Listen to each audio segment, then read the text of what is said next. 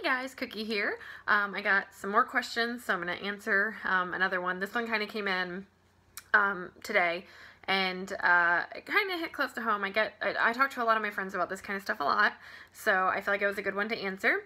I've got my laptop over here, so I'm going to read the question, if you see me kind of straying over here. But the question came in and it said, my closest friends are pretty down on themselves and I watch them let boys treat them poorly. I feel like I need more positive people in my life to stay positive, but I'm scared of being lonely. What would you recommend? Like I've addressed in videos before, I truly believe that you become like the 5 people that you spend the most time with.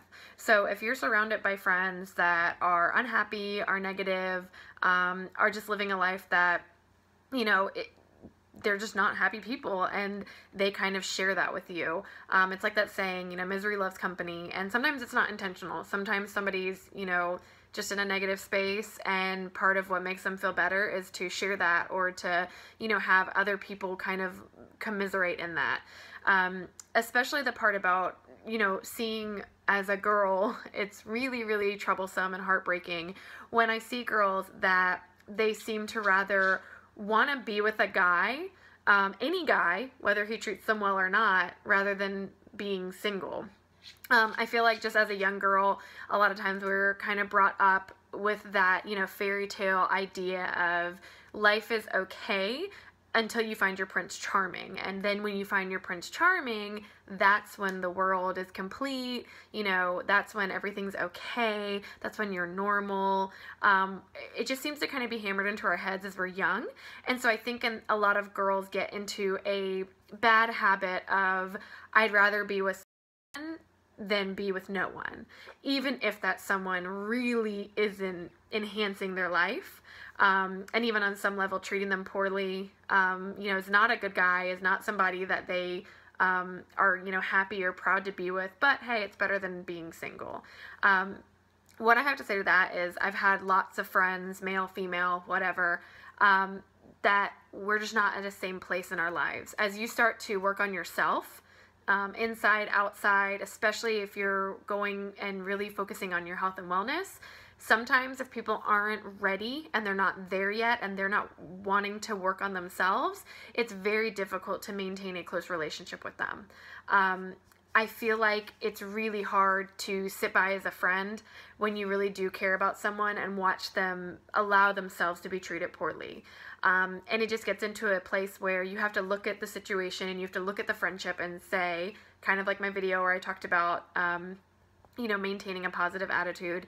You have to look at the friendship and say, you know, is this friendship enhancing my life? Are we building each other up? Are we excited to see each other? Are we, you know, are our interactions rejuvenating, or am I feeling exhausted interacting with this person?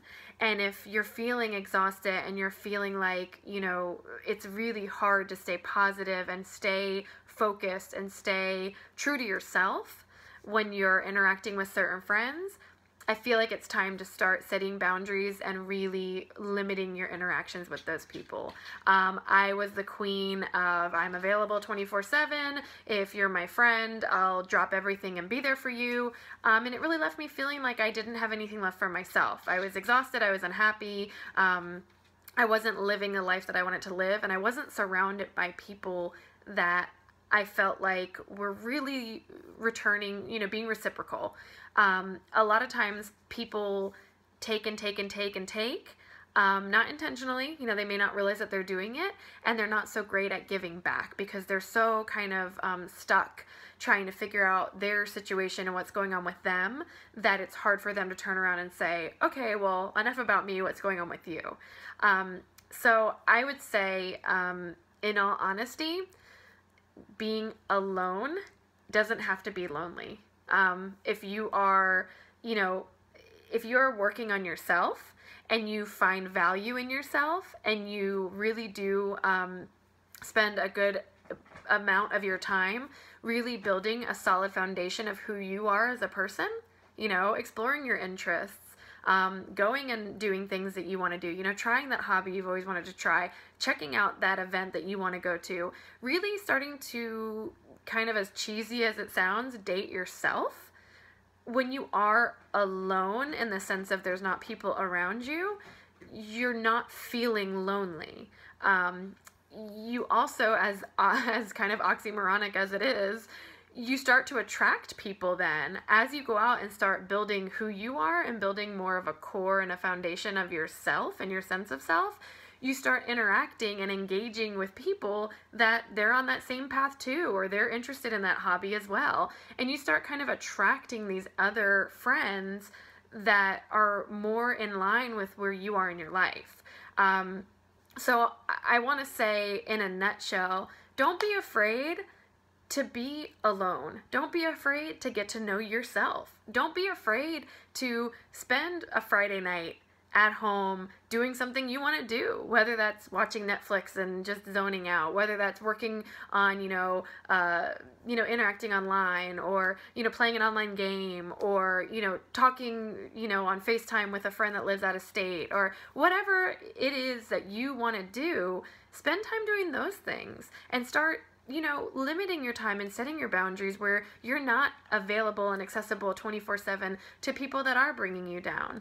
I feel like people come into our lives for a reason, a season, or a lifetime.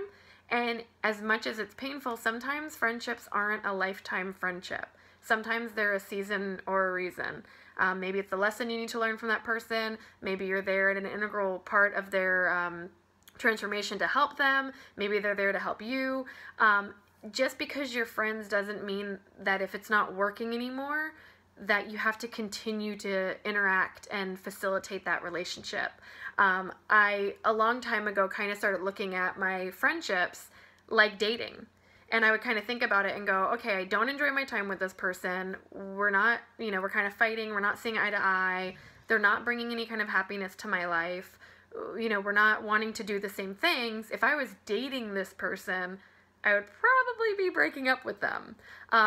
So I would kind of recommend to do that with your friendships. If you're not enjoying each other's company anymore, if you're not, enhancing each other's lives anymore, why are you spending, such a precious time with that person when you both could be out, interacting and embarking on newer discoveries, figuring out yourself, and possibly being around people that re-energize you and make you happy. If you hang out with negative, people that can't get out of their own way, people that want to blame the world for their problems, people that just always have, they're always pessimistic, they're always looking at the bad side of things. I don't care if you're the happiest person in the world, if that's who you're spending majority of your time with, you're gonna become like that. And it's gonna rub off on you. And you're going to be drained, be upset, not be your true self.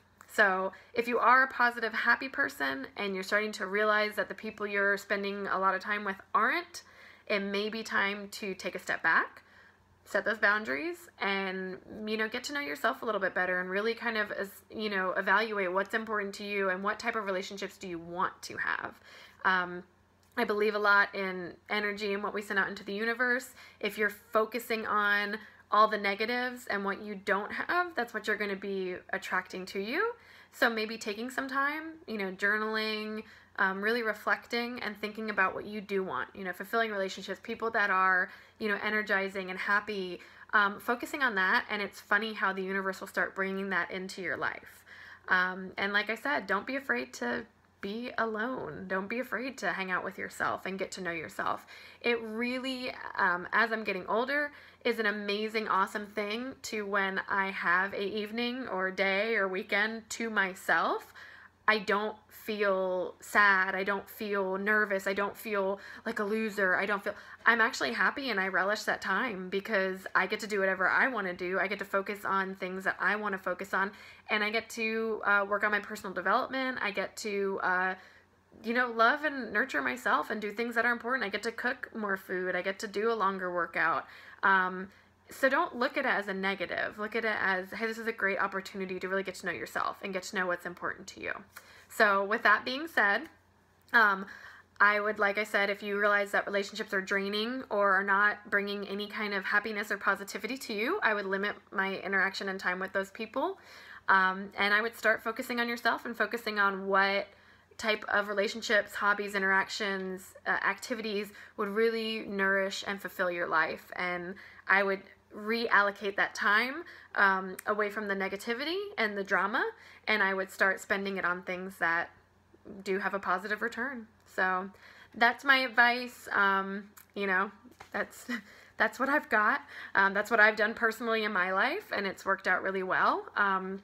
I'm not a counselor, I'm not a medical professional, I'm not a psychiatrist or therapist, so definitely if you feel like you're really struggling with that and you really feel like that it's causing a lot of anxiety, depression, you know, you can't seem to kind of get out of this place of feeling stuck, I would definitely recommend going to see a counselor. There's a lot of different options, whether you have therapy, not therapy, you want to get therapy, whether you have insurance or not. A lot of counseling offices, they work with clients that don't have insurance, a lot of reasonable rates. So before you discount the option of getting therapy or seeing a counselor because you can't afford it or because you don't have insurance, call and find out.